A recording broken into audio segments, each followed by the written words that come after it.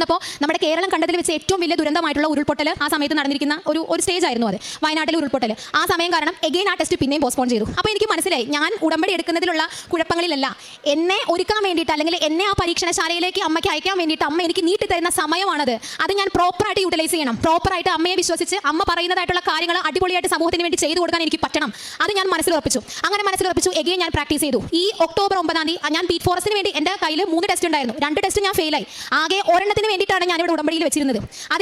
ഇടയിലൂടെ എനിക്ക് fire വുമണിൻ്റെ exam വന്നു. ഫയർ വുമണിൻ്റെ എക്സാം പ്രിലിംസ് മെയിൻസ് ഞാൻ ക്വാളിഫൈ ചെയ്തു. ഈ ഒക്ടോബർ 9-ാം തീയതി ആയിരുന്നു അതിൻ്റെ ഫിസിക്കൽ ടെസ്റ്റ്. ഞങ്ങളുടെ കൂടെ ആ ഗ്രൗണ്ടിൽ തന്നെ പ്രാക്ടീസ് ചെയ്തിരുന്ന ഒരു കുട്ടി ഞാനും കൂടി ഒരുമിച്ച് പത്തനംതിട്ടയിൽ ടെസ്റ്റ് അറ്റൻഡ് ചെയ്യാൻ പോയായിരുന്നു. അപ്പോൾ ഞാൻ ആലോചിച്ചു എന്തായാലും ബുധനാഴ്ചയാണ് ടെസ്റ്റ്, അമ്മയുടെ 10 പത്രം എന്തായാലും കയ്യിലെടുത്തേക്കാം. കാരണം എന്താണെന്ന് വെച്ച് കഴിഞ്ഞാൽ നമ്മൾ ഏൽപ്പിച്ച ജോലി നമ്മൾ ചെയ്യണം. അമ്മ അത് തരുന്നതോ തരാതിരിക്കുന്നതോ അമ്മയുടെ ഇഷ്ടമാണ്. അമ്മയുടെ ഡയറിയിൽ അമ്മ എന്താണ് എഴുതി വെച്ചിരിക്കുന്നതെന്ന് നമുക്ക് വായിച്ചെടുക്കാൻ പറ്റില്ല. നമ്മുടെ പാത്ത് കറക്റ്റ് ആണെങ്കിൽ ഉറപ്പായിട്ട് അവിടെ പച്ച ടിക്ക് നമുക്ക് വേണ്ടിയിട്ട് വീണിരിക്കും. അങ്ങനെ ഞാൻ വിശ്വസിച്ചു. അമ്മ എനിക്ക് തന്നാലും കുഴപ്പമില്ല, തന്നില്ലെങ്കിലും കുഴപ്പമില്ല. കാരണം എനിക്ക് അമ്മയോട് തരണം എന്ന് വാശി പിടിക്കാൻ അത്ര വലിയ യോഗ്യതയൊന്നും എനിക്കില്ല അമ്മേ.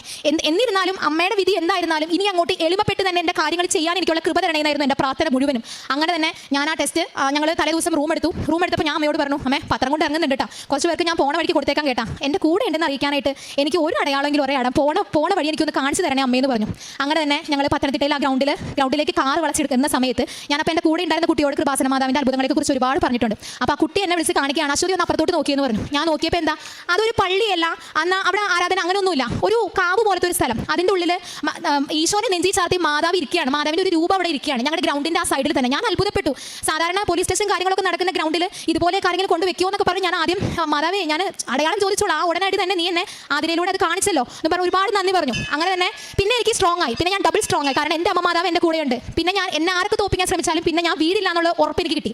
അങ്ങനെ തന്നെ രാവിലെ വെളുപ്പിനെ ഞങ്ങൾ എണീറ്റു, കുളിച്ച് അമ്മയ്ക്ക് തിരിവെച്ചു. എൻ്റെ ഒപ്പം തന്നെ ഞാൻ അവളെയും പ്രാർത്ഥനയ്ക്ക് ഇരുത്തി. കാരണം അവൾ പ്രാക്ടീസ് ചെയ്യാൻ തുടങ്ങിയിട്ട് 1.5 മാസമേ ആയിട്ടുള്ളൂ. ഞാൻ 1 വർഷമായി ഞാൻ ഇതിൻ്റെ പുറകെ നടക്കുന്നു. അങ്ങനെ അവളും ഞാനും കൂടി ഒരുമിച്ചിരുന്ന് പ്രാർത്ഥിച്ച് കഴിഞ്ഞ് ഞങ്ങൾ ടെസ്റ്റ് അറ്റൻഡ് ചെയ്യാൻ പോയപ്പോൾ എല്ലാവർക്കും ചെസ് നമ്പറൊക്കെ കൊടുത്ത് അണിനിർത്തി നിർത്തിയേക്കുന്ന സമയത്ത് ഞങ്ങളുടെ ആയിരുന്നു ഫസ്റ്റ് ബാച്ച്. അങ്ങനെ തന്നെ ഓഫീസർ വന്നുകൊണ്ട് പറയാണ്, അവർ ഇത്തിരി ഇൻസ്ട്രക്ഷൻസ് തന്നതാണെങ്കിലും നമുക്കതൊരു ഡിമോട്ടിവേഷൻ പോലെ ആയിരുന്നു. ഇൻസ്ട്രക്ഷൻസ് ഇത്രയും ഉണ്ടായുള്ളൂ. എൻ്റെ ചെസ് നമ്പർ 104 ആയിരുന്നു. ഇവർ പറയുന്നത് എന്താണെന്ന് വെച്ച് കഴിഞ്ഞാൽ ഇപ്പോൾ